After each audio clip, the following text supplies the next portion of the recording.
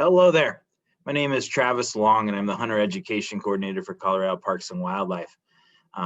We are here with you today to go over some of the rules and regulations that we normally cover in a hunter education class. We have another hunter education employee with us, and I want to give him a chance to introduce himself. Hi, I'm Andre Egley. I'm a hunter ed instructor as well as work in the hunter education department for Colorado Parks and Wildlife as well. Thanks, Andre. So, like I said, normally in a hunter education class, we spend a decent amount of time in our classes talking about the rules and regulations that are important to make sure that our hunters are not only safe, ethical, but also legal. And so what we're going to do today is pretty much replicate what we do in our hunter education classes, and give you the opportunity to find and familiarize yourself with some of the brochures that we put out that cover a lot of our rules and regulations that are important. What we'll do today is what I'd recommend is if you can find a small game brochure or a big game brochure, if you have any of these lying around, wherever you buy hunting licenses or fishing licenses or any of our state park or regional offices, we have these available. They're 100% free. We're going to be using those two resources today as our main resource in looking for answers. If you don't have the paper copies in front of you, not a problem at all. They are available 100% online, and we'll show you how to get to those online as well. We are going to be going through, like I said, big game first, then small game, then waterfowl. I'm going to present some questions to you. What we're going to recommend you do is hit pause when I put the questions up on the screen, work through those, and then Andre will tell us a little bit more about how to move about and how to find those times within the video after we get it posted. Yeah, so if you're watching this, you probably did the online course. So we're trying to give you that Colorado specific education that the online course kind of skips over. So if you're a big game hunter and you're not planning on waterfowl hunting or vice versa, you can skip to the section of this video that's pertinent to you. In the YouTube description below, you will see it broken down based on the sections we're going over: big game, waterfowl, small game, and we'll also be going over the big game draw as well and some of the nuances of that whole system. So feel free, if you want to skip to one of those sections, just click on that link below in the YouTube description and it'll take you right there rather than having to watch the whole video. Great. Thanks, Andre. Like I said, we're going to go over the three different sections. And the way that we would normally pose this in a class, the way that we would frame this in a class is that I would give you a set of questions and I would give you the brochure that related to those questions and give you the amount of time that you needed to work through and find all the information you need. We're going to start today with the big game brochure. Here's a 2020. Sorry, here's a 2020 big game brochure. We're going to start with the 2020 big game brochure. Currently, the 2020 big game brochure has about 74 pages of information. It's a lot of information. I don't have time, and we don't have time for you to learn and read every single word and piece of information in this brochure right now. My goal today is to help you get familiar with how to use and how to search through the different brochures. These are great resources, and they take a little bit of getting used to and learning on how they're laid out and where the information lies. And so our goal today, like I said, is to get you more familiar in using this and be comfortable using this brochure so that whenever you're ready to hunt and you're starting to plan out your hunt, you can refer back to these brochures and have all the information you need to be the safe, the ethical, and the legal hunter that we hope you'll be in the future. So that being said, I'm going to share a screen here. I'm going to put up the first set of questions, and then after I put them up, there's going to be 10 seconds of silence. That's when I recommend you hit pause, work through those questions. Once you get those questions, you can unpause, and there'll be another set of, I believe, 4 questions after the first 5. And so there's about 10 questions, 11 questions actually total for big game. And then after those 11 questions, I will take some time to go through and talk through the answers and also show you where to find those answers in that big game brochure. So moving forward here, I'm putting the first set of questions up, and then I recommend, like I said, go ahead and hit pause, take some time, find those answers, move to the next screen, again, hit pause, find those answers. Once all 11 questions have been answered, then you can start playing again at normal speed. So first set of questions. One moment.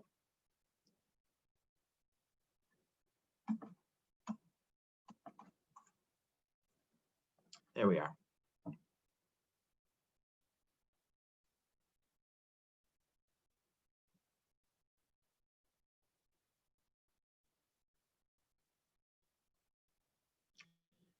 Next set of questions.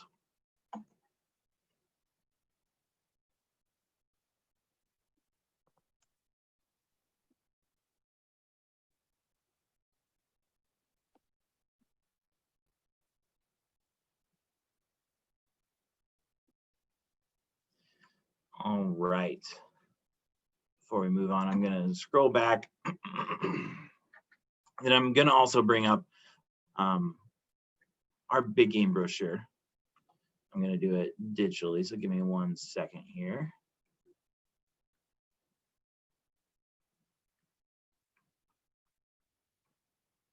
To have this ready to go. All right, so let me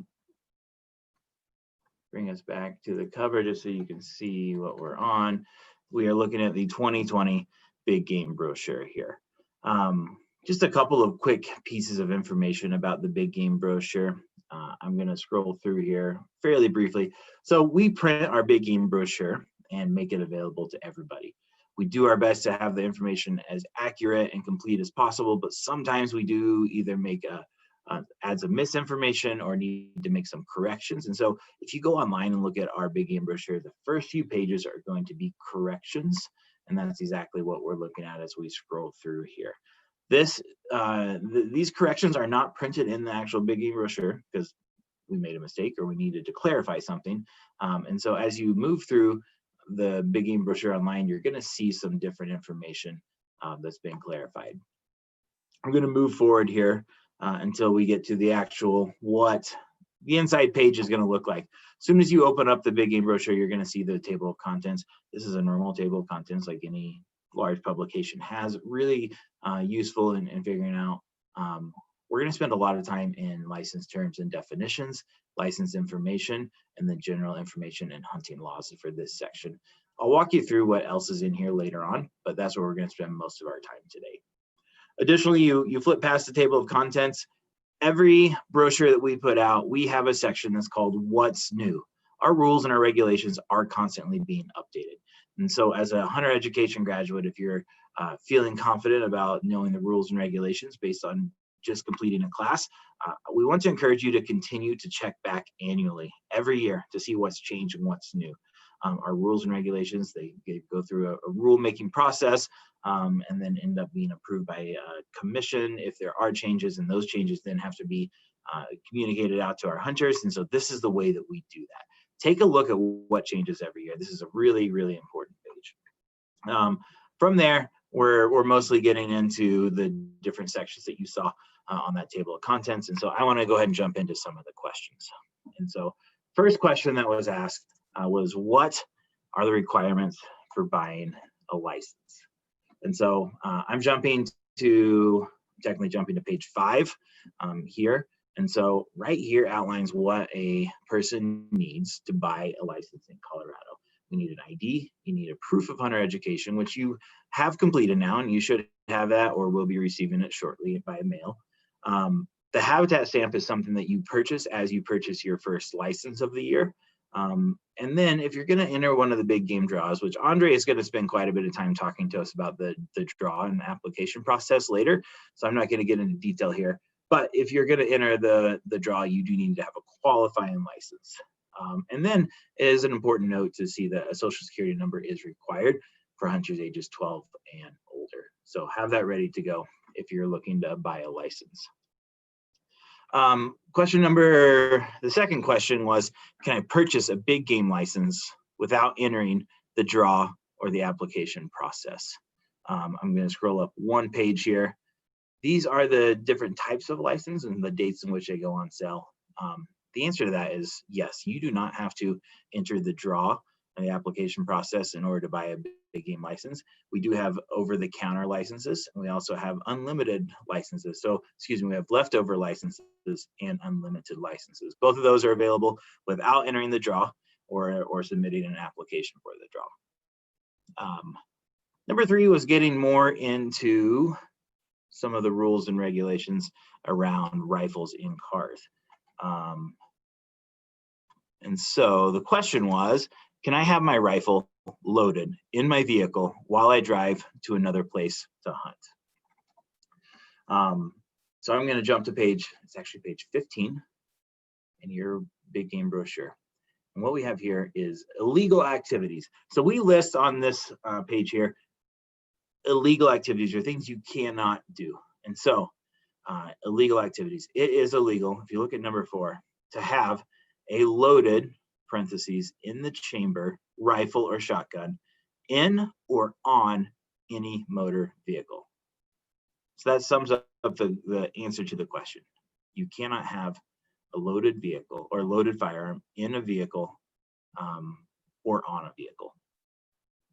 The in or the on can be a little bit confusing, but you can have one. When we say on, you can't have one in the back of a truck if you're driving a truck around. Anytime it's touching or around that vehicle, we're calling that in or on. And we are calling loaded one in the chamber.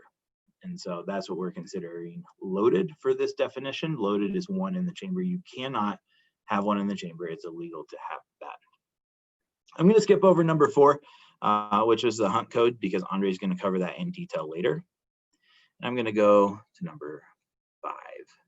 Number 5 was, what is the minimum size of bullet you can use to hunt elk? So if you found that answer, you found it one page up on page number 14. And so we're talking about bullet size. We're looking here at the centerfire rifles. And we have weight requirements here for different species. And so we're showing 85 grains for elk and moose. And it has to have an impact energy at 100 yards of 1,000 foot-pounds as rated by the manufacturer. So a lot of people wonder about caliber restrictions. So it's not only caliber restrictions of having 24 or a minimum of 24. It's also the weight of the bullet that you're using. This all goes back to wanting a clean and ethical kill of the animals that we're hunting. We want to make sure we have enough power to actually kill the animal that we're taking aim at, so that we don't just injure or wound. Excuse me. If I shoot an animal and it runs away, this is question number 6. If I shoot an animal and it runs away, what do I need to do? I'm going to go back down to illegal activities. We're going to find our answer there. So page 15, illegal activities. If we go down here to number 19. Number 19 says, it is illegal to fail to make a reasonable attempt to track and kill animals you wound or may have wounded. It is also against the law to pursue wounded wildlife that goes onto private property without first obtaining permission from the landowner or the person in charge. So you must make a reasonable attempt to track and kill animals you wound or may have wounded. That means any animal that if you aren't even certain that you hit them, you still have to go and make that reasonable effort to find evidence of potentially hitting that animal or wounding that animal. And then if you do find that, you have to make that reasonable attempt to track and kill it. And so talk about this because we don't want people taking shots that are outside their range if they don't have that certainty of at least being able to reach and hit that animal with a high level of confidence. We don't want you taking that shot. And if you do take that shot, you do have to spend the time to go and track and give that reasonable attempt to find that animal. Next question was number 7. Can I wear camouflage orange to meet the legal requirement for daylight fluorescent orange? Right here on this same page, on page 15, there's an insert that talks about what hunters must wear. So hunters can wear orange or pink, but it clearly says here that camouflage orange or pink does not qualify. You have to have a solid color, and that camouflage is not solid. It has usually a few different colors, and so we are looking for solid colors of orange or daylight fluorescent orange or fluorescent pink, and those are the only two options that are legally allowed in Colorado during big game seasons. Next question here is number 8. What is evidence of sex, and do you need it? I'm going to scroll down one page here to page 16. So page 16 has a section here of what evidence of sex is. And so in Colorado, you are required to provide evidence of sex that is naturally attached to the carcass of the animal that you harvest. We're asking and requiring the hunters do this so that we can ensure that the tag that you have is filled properly. Our tags are sold as either a antlered or antlerless, male or female, and there's sometimes where we even allow an either sex tag. But if you have one of those specific antlered, antlerless, male, female tags, we need to make sure that you are filling the right sex of tag. And so the way we do that is that you have to leave something on the animal naturally attached that proves that it is that male or that female. And so if you look at the evidence of sex here, it clearly lines out what evidence of sex is for a buck or a bull for the male. It can be a head with antlers attached to the carcass. So if you do not cut the head off and you have it naturally attached to the carcass, that is evidence of sex in itself. Most of the time, especially if you have an elk, a lot of times keeping the head naturally attached and getting it out is really difficult. With a deer, not as difficult, so we see it more often in deer. But that is one way that you can prove evidence of sex. Additionally, you can leave one testicle or both testicles attached, or the scrotum or penis attached to the carcass of that buck or that bull. The way we usually recommend it is we tell you as you quarter it out, leave it attached naturally to 1/4 of one of those rear quarters, and then if you can, leave that on top of the cooler or however you're transporting it, just so that we can find that easily. We can see that it is naturally attached. Cutting those parts off and then putting them back in your cooler with that quarter isn't going to meet this requirement. And so make sure you keep that naturally attached. If you have a doe or a cow, a female, you can again leave the head naturally attached like we talked about. You can leave one of the mammaries or the udders attached, or the vulva attached to the carcass, and that will suffice for the proof of sex on the cow or the doe. And then, as we see here, the black bear, same things with the male, testicle or penis, with the female, the vulva. Leave those sex organs attached so that we can see that. That is something that is a little bit different in Colorado compared to other states, and that's why we spend a little bit more time talking about evidence of sex. Next question we asked was, when should you fill out your carcass tag? And so the bottom portion of your license is going to be this carcass tag here. And this is, let me zoom in a bit. So this bottom panel here is the carcass tag. Right here, this section. So again, we're on page 16. Page 16 talks about when you should fill it out and also when you should attach it. So you attach a carcass tag to animals you harvest. You have to fill it out, you have to sign it, you have to mark the month, the date, even the time, and then the male and female. You are notching those selections with a knife, and then you're signing it with a pen, and then you have to have it, let's see here, the carcass tag should be attached to the carcass immediately prior to and during transportation in any vehicle, or while in camp, or at a residence or other place of storage. Tags must stay on until meat is processed and remain with the meat until it's consumed. And so that spells it out pretty clearly there what we're looking for. So immediately prior to transport and all through transport to the point of storage. If you have any other questions here, like I said, page 16 can answer a lot of your questions on carcass tags. What are the next question, number 10? What are the antler point restrictions and the 4-point rule? Excuse me, let me make a jump here. All right, we're on page 36 of the big game brochure.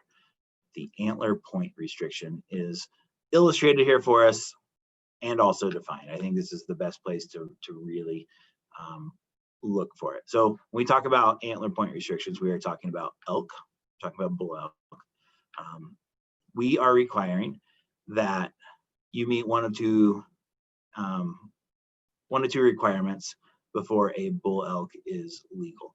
One is they have at least 4 points on either side of their rack. So either antler has 4 unique points, or it has a brow tine. So we're calling the brow tine the first brow, or excuse me, the first tine that comes up above the brow. So it's always the inner tine on either side of the antler. If that brow tine is at least 5 inches long, then that bull is legal to take. So an antler point, and just to make sure we're all clear, an antler point is a projection of an antler at least 1 inch long, and which is longer than the width of its base. So it's taller than it is wide. And then a brow tine means that the projection of the antler at least 5 inches long is located on the lower half of the antler.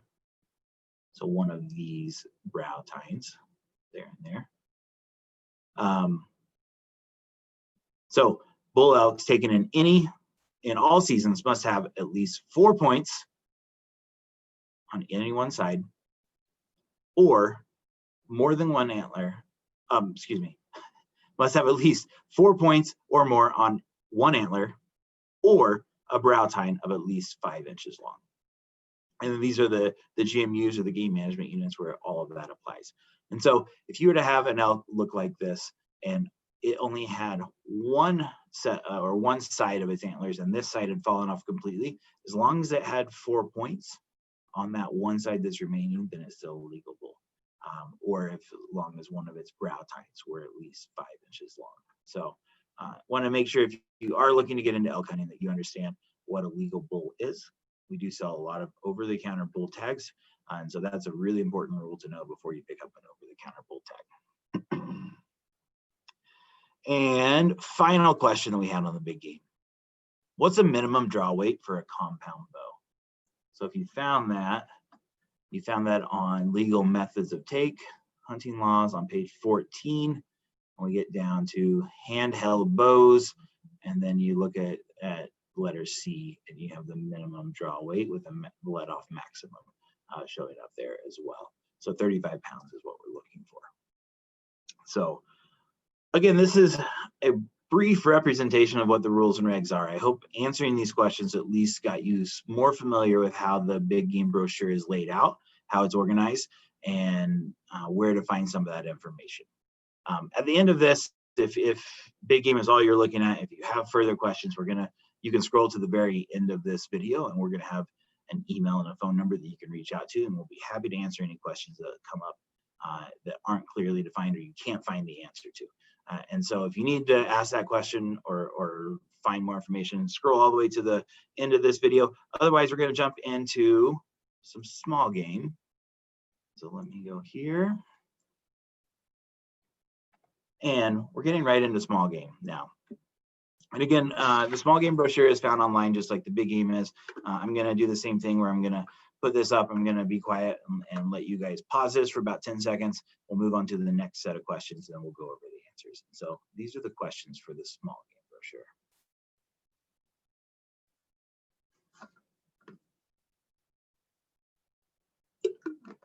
Next set of questions.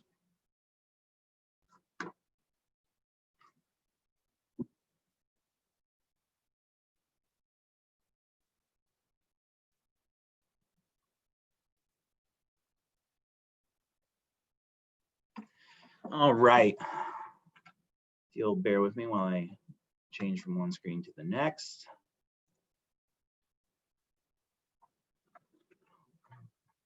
And get back to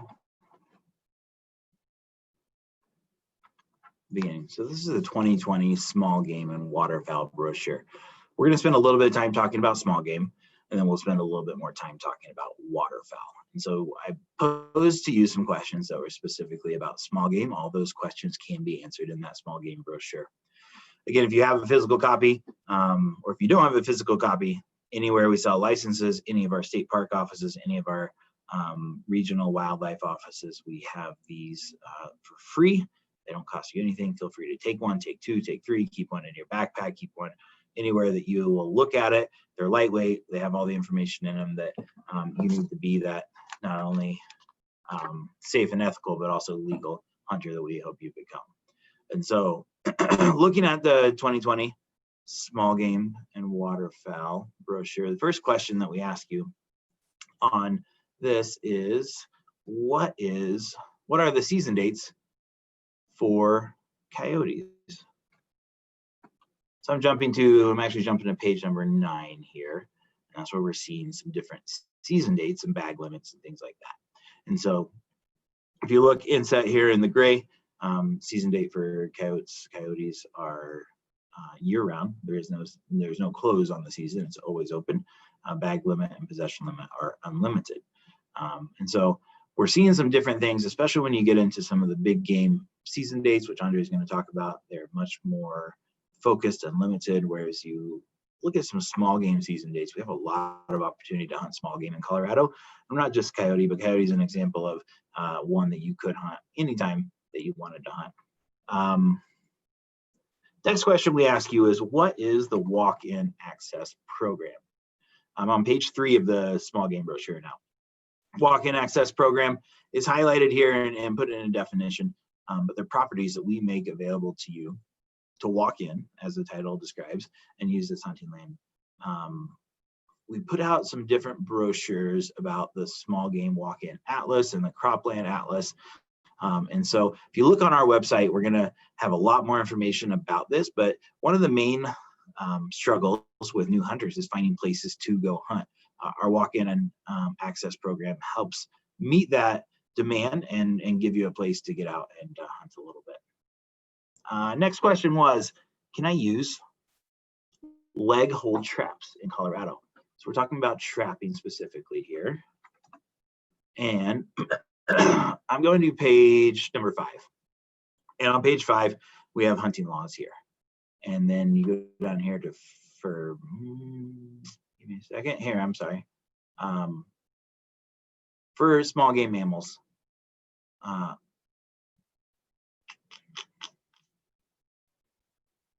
Lost my place here. Small game mammals for furbearers. All right. For furbearers, any rifle, you can use rifle, handgun, shotgun, bow or crossbow, or live traps, limited to cage or box traps. And so it spells out here what kind of traps you can use, and it says cage or box. Leg hold traps are not a cage or box. If we go down to the illegal hunting methods here, we are actually seeing it spell out exactly. It's illegal to use foothold traps, enclosed foothold traps, cable device traps. And so it talks about all the body grip devices. It talks about all the things you cannot use. So if you're looking to trap and get into furbearer trapping, you have to use a live trap and only a live trap. All other traps are illegal. Next question. Can I hunt pheasant with 4 rounds in my shotgun? So we're actually going to stay right here on the same page. For small game and game birds, which we're talking about here when we get to pheasant, shotguns can't be any larger than 10 gauge. And they cannot be capable of holding more than 3 shells in the magazine and chamber combined. So no more than 3 shells in the magazine and chamber combined. And so the question was, can I hunt pheasant with 4 rounds in my shotgun? The answer is no. You can only have 3 combined, which is, if you're using a semi-auto or pump action, we're saying 2 in the magazine tube, 1 in the chamber, and you're using a plug otherwise to keep you from being even allowed to have 3 in there. So 3 maximum when you're combining. Next question was, what are the season dates for dove? I'm going to page 10 here. This is a little bit of a trick question because the answer is it depends. We got a few different kinds of dove in Colorado, and depending on what kind of dove you're looking to hunt, season dates differ. One dove type we have is the Eurasian collared dove. The Eurasian collared dove is an invasive species here. They have, if you look, they have a year-round season date. Anywhere in the state, they have an unlimited bag limit, unlimited possession limit. So you can hunt year-round Eurasian collared dove, and you can hunt as many of them as you want. Because they're invasive, because we're trying to knock the numbers down on Eurasian collared doves, the mourning dove and the white-winged dove have a more limited season.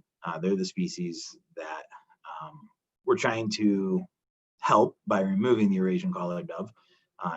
Their season dates are September to the end of November, or November 29th. And then your bag limit, are you looking at 15? And then your possession limit of 45. We're going to talk about bag and possession limit here real soon. But again, Eurasian collared dove, no bag limit, year round.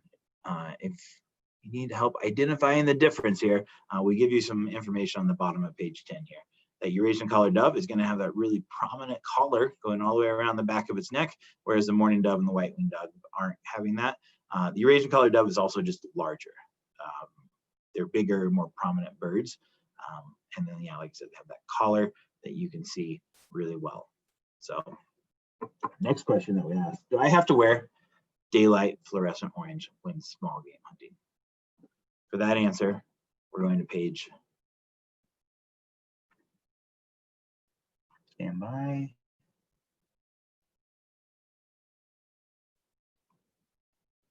We're going to page 7.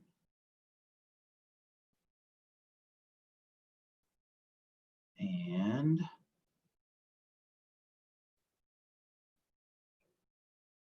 I just highlighted that.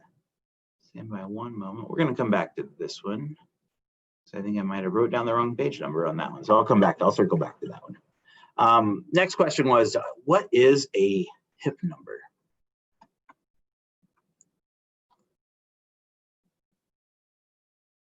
And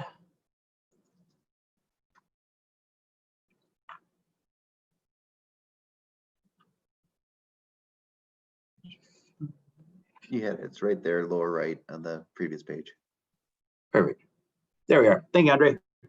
All right, for the hip number. Sorry, I have my page numbers mixed up here. I was looking at the wrong answer. So for the hip number is the harvest information program. If you're going to go small game hunting, if you're going to go after furbearers or any sort of migratory birds, you must sign up for a hip number. Sign up is free. It's really easy to do. You can either call a phone number, or you can go to hip.com and register for your hip number. What we're looking, you have to provide some basic information, what seasons you're looking to hunt, what species you're looking to hunt.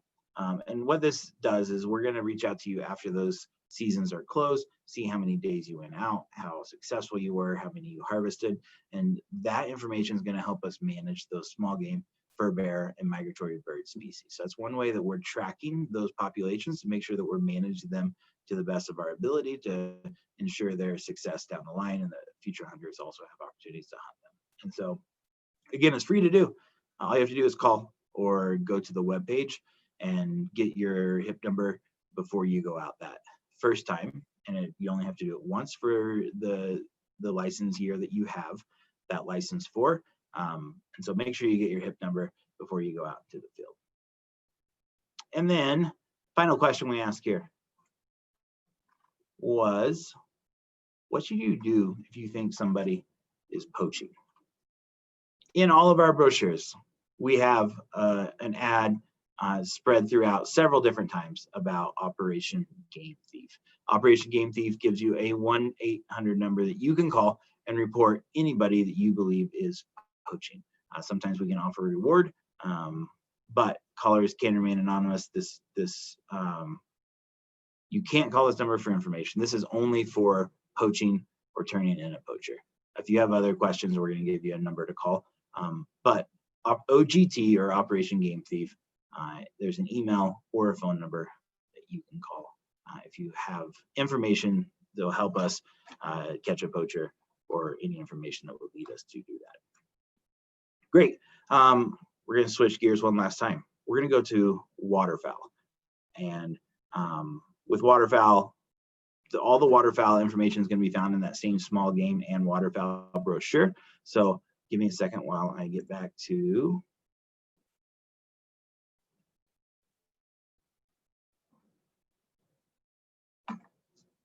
the waterfowl questions. Same thing. I'm going to post them for 10 seconds and then move on to the next one.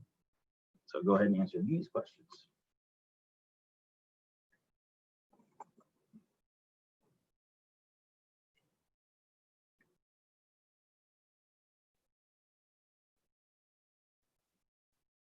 And the other set.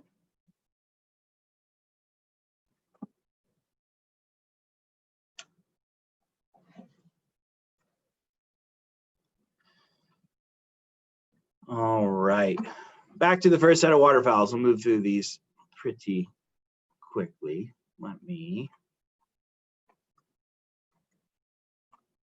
pull up our brochure again. Again, we're looking at the small game and waterfowl brochure here. So for the first question, what are the dates of the September teal season? That's a pretty specific question about waterfowl. The reason we ask a specific question like that is because there's a specific season set aside specifically for teal in only 2 counties plus areas east of I-25. And then there's that specific season with the bag limit, all the different kinds of teals you can have in aggregate, and your possession limit there. So that's your September teal season. What do I need to buy a license is the next question. Just like what we saw in the big game brochure, we have this spelled out really clearly on what you need to buy a license. Same requirements as you saw with the big game, removing that qualifying license for the big game draw application. Next question is, which is an important one, what is the difference between light and dark geese? I'm on page 7 here, and on page 7 is some different definitions. If you look here under geese, it spells it out really nicely for us. Light geese means the lesser snow goose, including the blue, the greater snow geese, and the Ross's geese. Dark geese means the Canada geese, the white-fronted geese, brant, cackling geese, and all other species of geese except light geese. So very well spelled out here.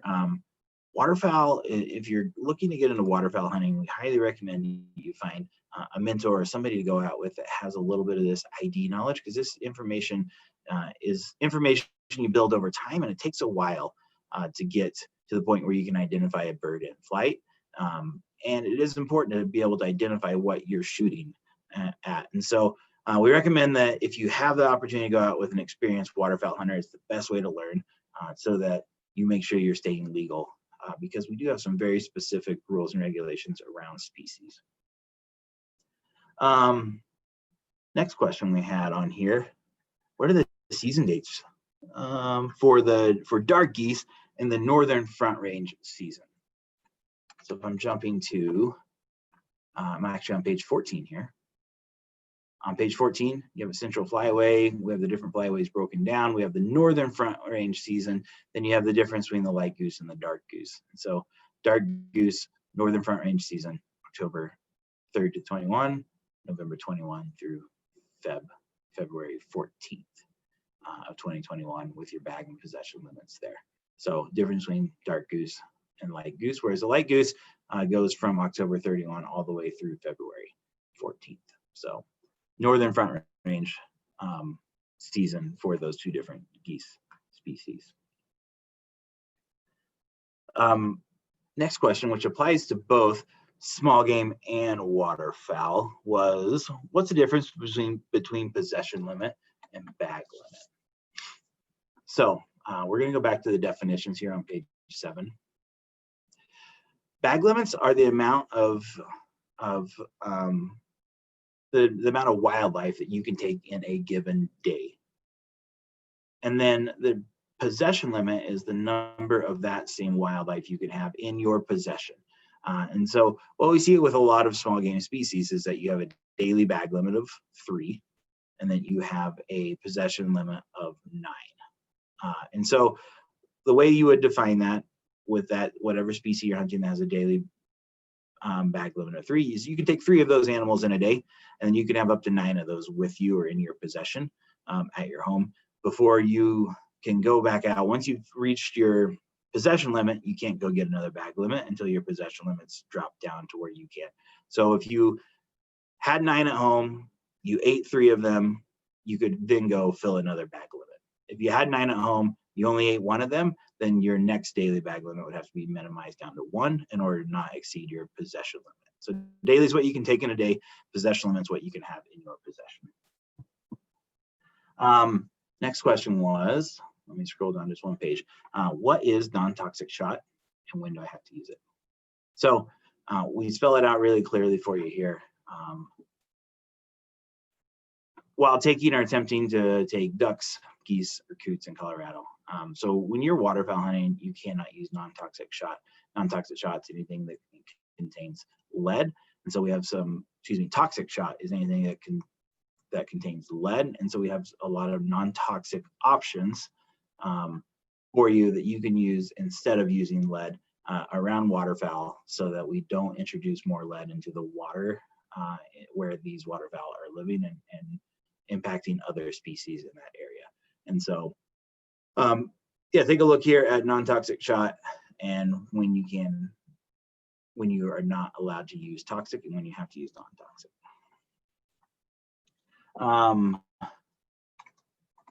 At what age next question was, at what age do I need my federal and state duck stamps? So back here on licenses, we spell it out for you right here. To get the Colorado waterfowl stamp, the state stamp is printed on your license here. In order to hunt waterfowl, let me start here. In order to hunt waterfowl, you have to have a small game license to start with. And if you're 16 or older, you have to have a $25 federal migratory bird hunting and conservation stamp, or commonly known as the duck stamp, and the Colorado waterfowl stamp to hunt waterfowl. So at 16 and older, you have to have the state and the federal stamps in order to hunt that waterfowl, in addition to your small game license. Those alone don't allow you to hunt, but small game plus those stamps will allow you to hunt. You've covered this in class over and over, so I'm not going to go into too much detail, but the question is, do I need permission to hunt on private property? Yes, always yes. If you're going to hunt on private property, you have to have permission. We recommend you get that permission well in advance of the season. And then finally, the last question that we asked was, what are the legal hunting hours for waterfowl? Right here on page 4, legal times to hunt small game or waterfowl are 1/2 hour before sunrise to sunset.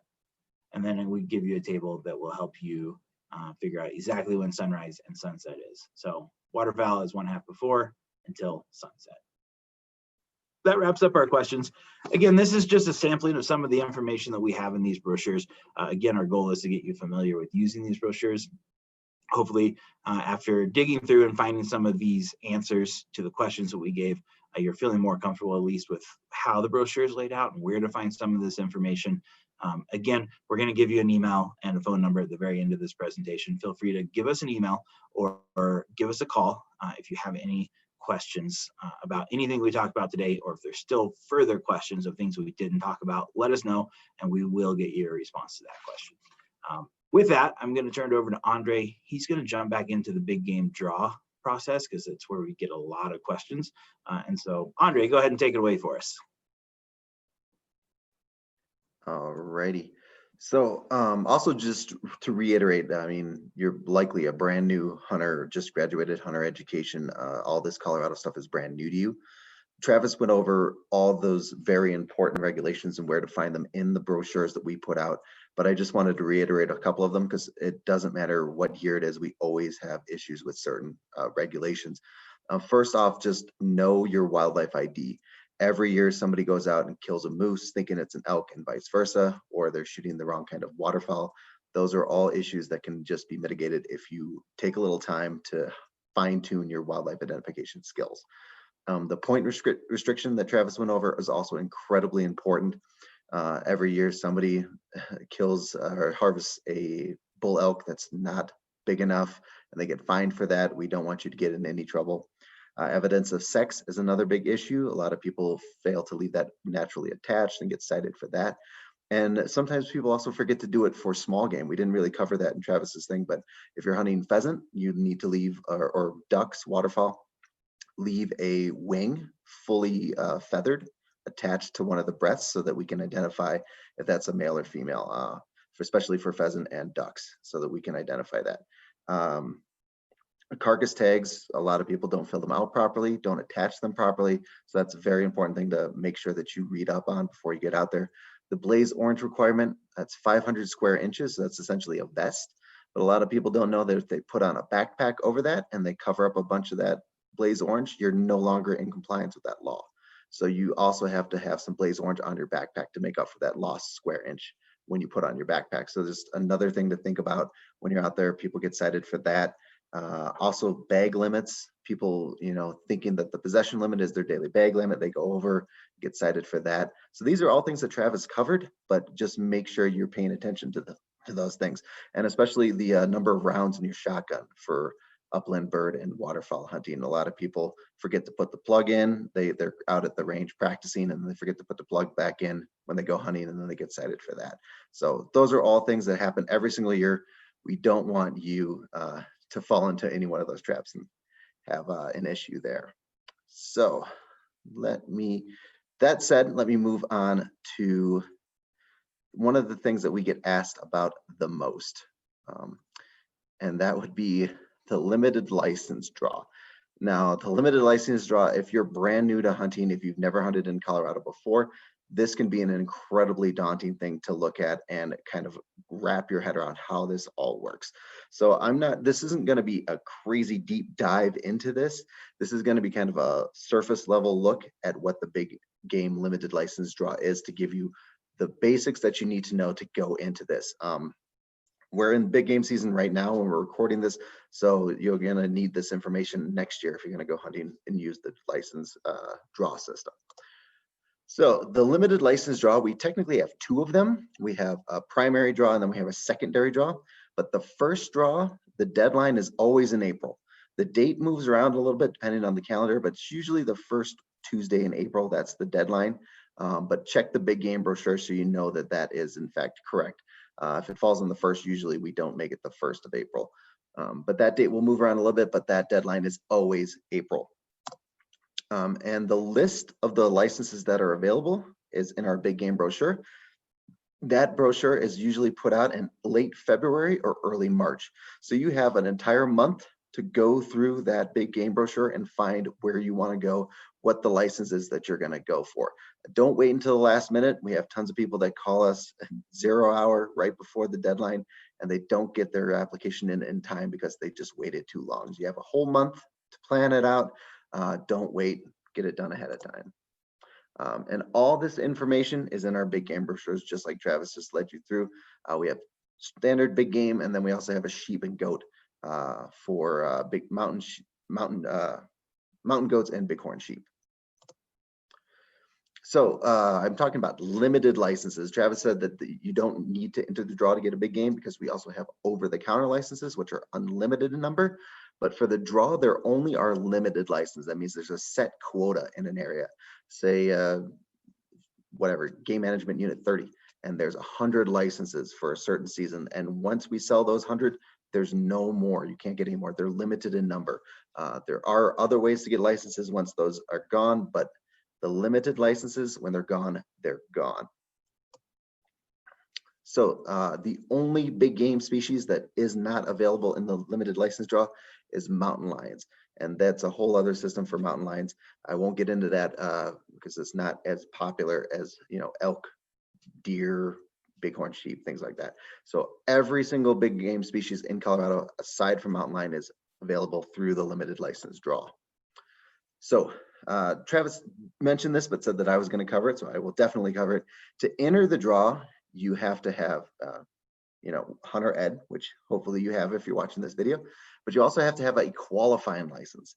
Now, qualifying license is an annual small game license. So it's a year-long small game license, or an annual small game fishing combination license, or a spring turkey license. So any one of those is a valid qualifying license, and you have to purchase one of those to be eligible to enter the draw.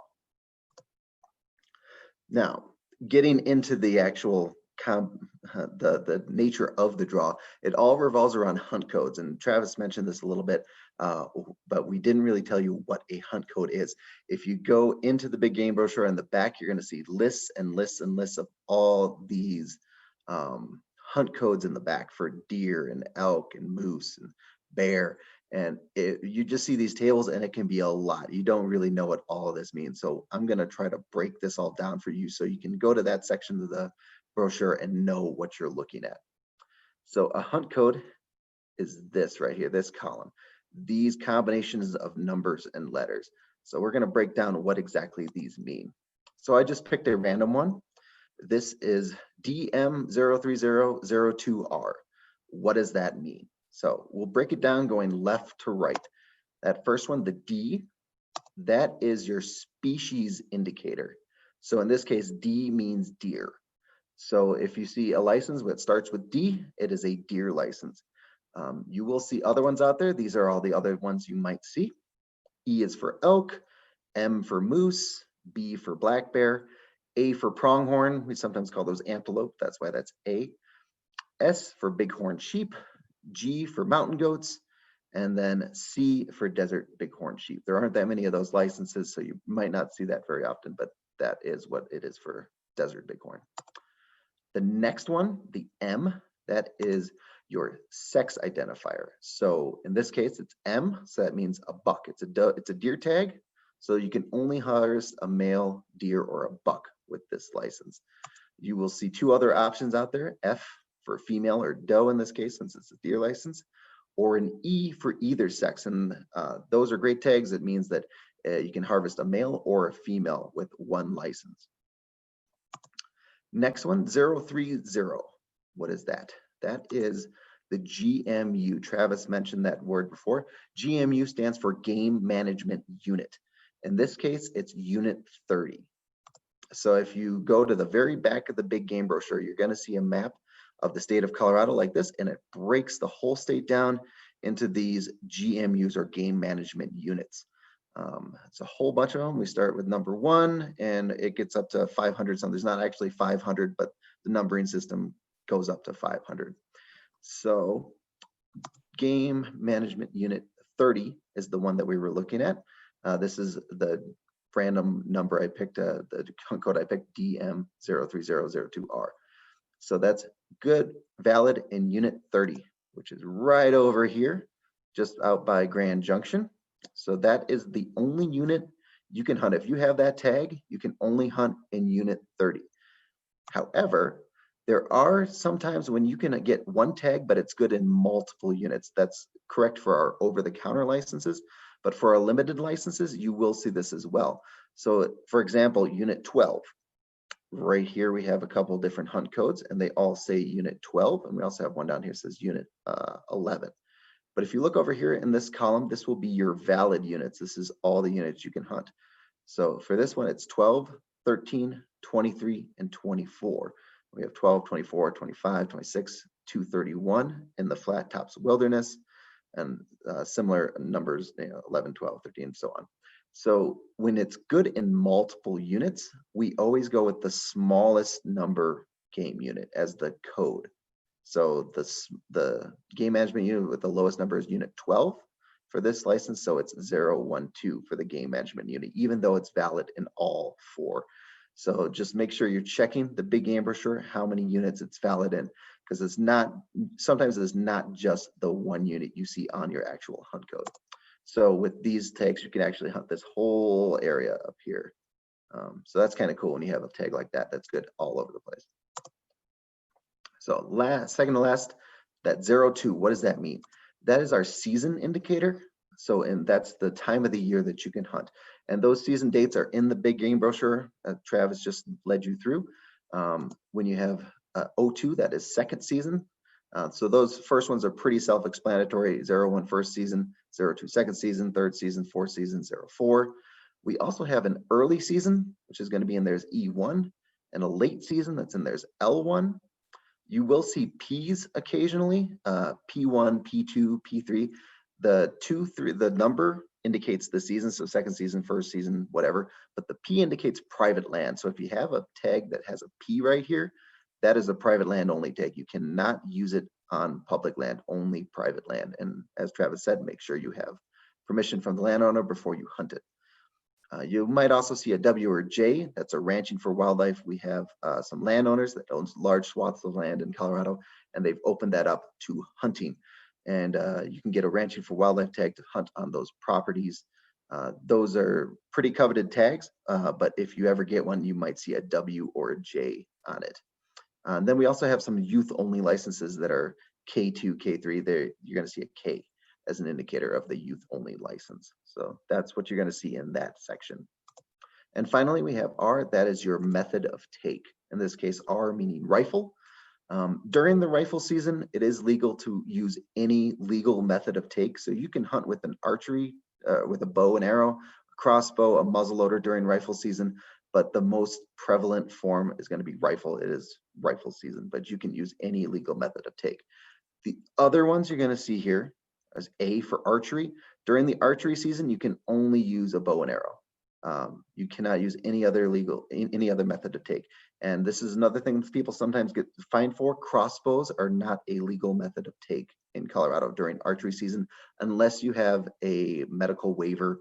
You have to apply for that in advance. Basically, like if you can't pull that back to hunt standard archery, you can get a waiver to use a crossbow. But that has to be applied for in advance of the season. The other one you're going to see is M for muzzleloader. And then there's occasionally you're going to see an X, which is kind of cool. It's a season choice tag, and it floats season to season. It starts as an archery tag. If you don't fill it, it becomes a muzzleloader tag during muzzleloader season. If you don't fill it, then it becomes a rifle season or rifle tag during the first season, and it just keeps going from season to season until you finally fill it. And hopefully you fill it at some point. But that's a really cool license that they're out there. There's quite a few that exist, and it really opens up a large amount of time that you can spend out in the field hunting. So we kind of went through what these tables look like. We talked about the hunt codes, and they're going to indicate the sex with that second letter, buck, doe, either sex. The dates are right here, as well as in the front of the big game brochure. The valid units are going to be listed here. The main unit listed in your code is going to be here. I've talked about everything you see here. Hopefully this makes a little bit more sense. The only thing I haven't touched on is this, the list. You're going to see that back there. What is the list? We have A, we have B. So this can be a little bit more complicated. I wanted to go over it since you're all brand new to this. So list A is kind of like a prime license. You can only have one of them per species. So you can have several A's. It can be an A for a deer, A for an elk, A for a bear, but you can't have two A's for the same species.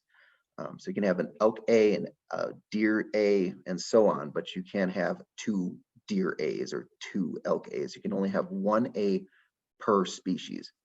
But you can have multiple B's. You can have two B's, like we'll just use deer. It's kind of what we've been going through as an example. So you can have two B tags for deer, or you can have an A tag and a B tag for deer.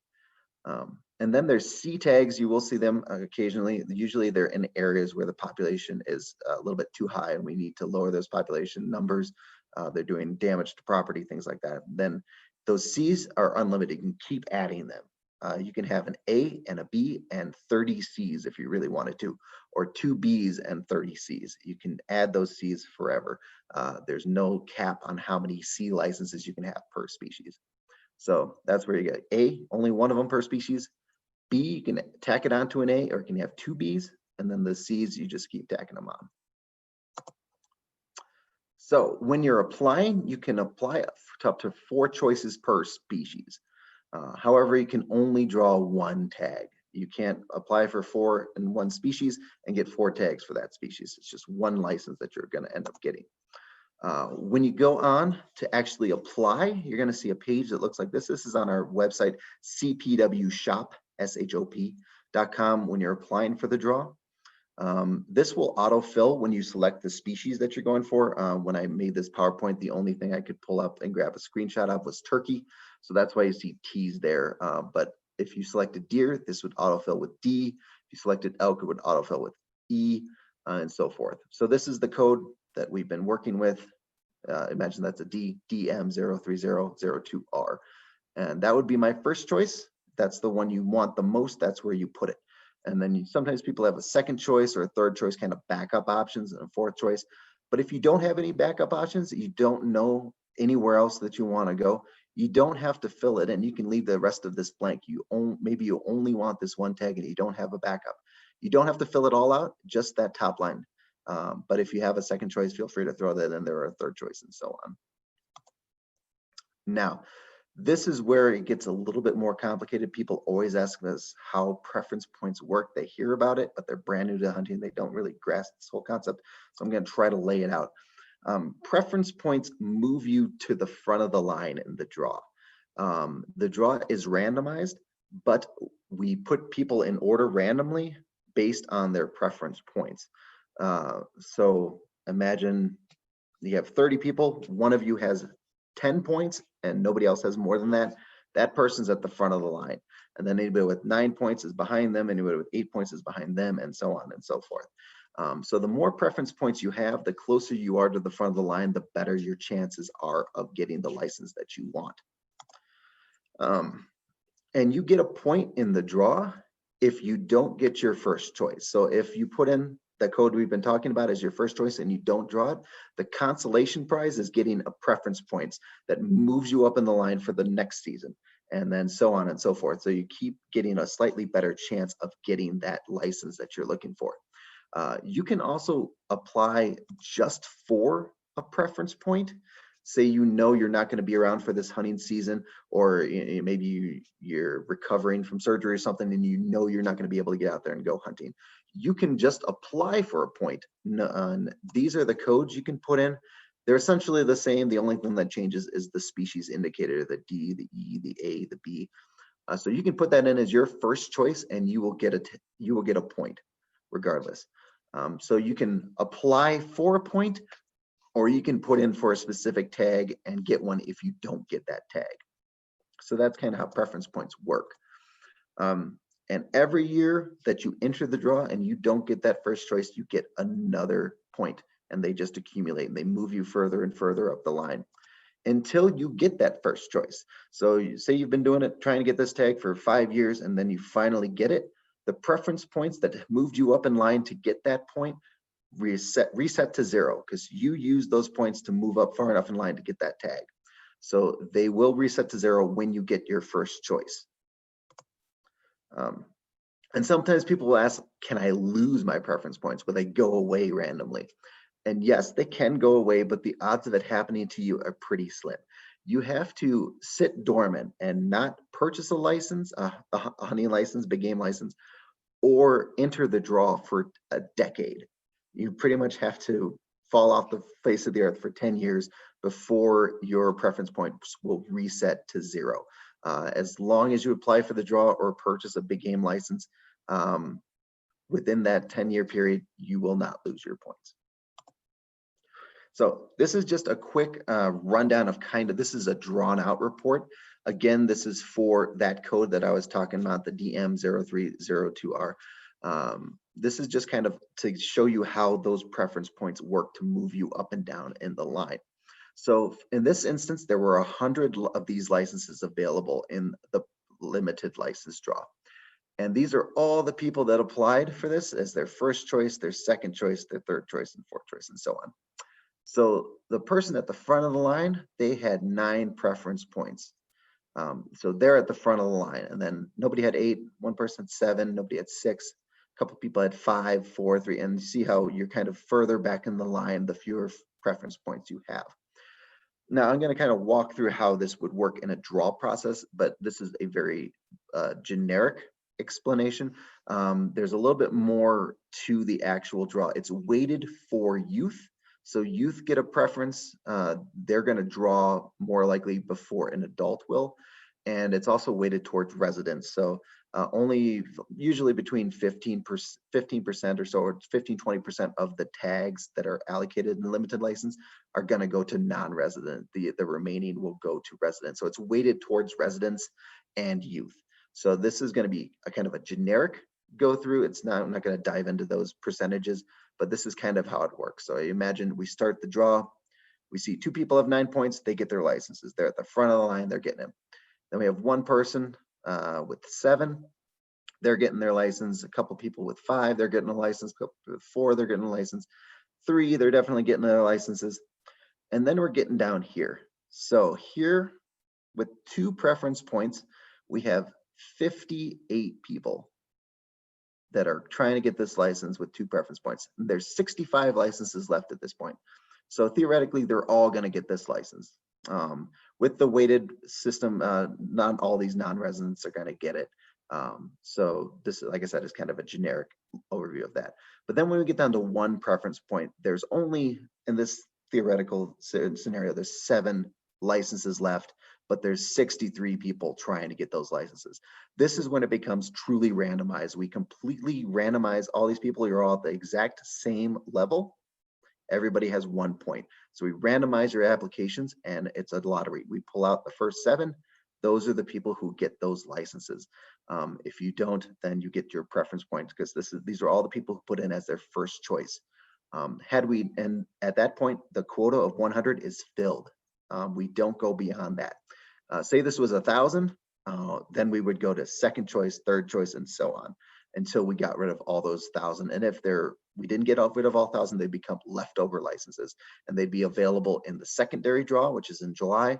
And again, if we went through this process and there was still some left, they would become leftovers that could be purchased then in August. So that's very generic, straightforward how that all works.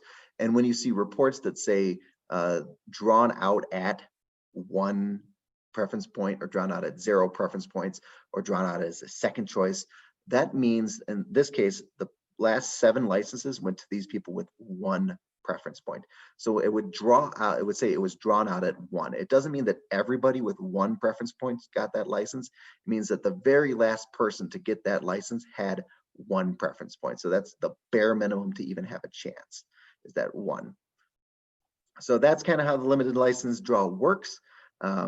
It's the quickest, simplest explanation I can get. We have some videos that dive much deeper into this, but as a beginning hunter, hopefully that gives you the information that you need to apply for the big game draw, should you choose to, and kind of know what you're doing going in and how those preference points works and how those hunt codes work. So that's essentially wraps up the Colorado specific laws and regulations that we have, that we wanted to go over with you, having done the online course. And this wasn't part of the online course, but we want you to know how this all works. If you still have questions about this, I know it's a lot. If you're just coming into this and don't have family members or a mentor to help you with, we'd love to answer your questions. That is our email address for hunter education. Feel free to shoot us an email at that address, or that is also the generic information line for Colorado Parks and Wildlife. Almost every question can be answered by calling that line. Hunter ed specific questions, feel free to shoot us an email. All the other questions about hunting in the outdoors, you can give that phone number a jingle there. So hopefully I've left that up long enough. Everybody can see that and jot that down. I'll give you just a few more seconds if you want to make notes. And Travis, back to you. Thanks. Just want to say thanks, Andre. Thanks everybody that joined us as we figure out how to survive in 2020 and had to make some changes to how we do hunter ed. We appreciate the patience of our customers as we're doing our best to get information out as quickly as possible. Hopefully the online learning opportunity was a good one for you. Hopefully this will help round out any missing information or any gaps in information that were maybe there. And so thanks again. Again, reach out to us if there's questions. We're here to help our students. And so thanks for joining us, and good luck to you. Safe hunting.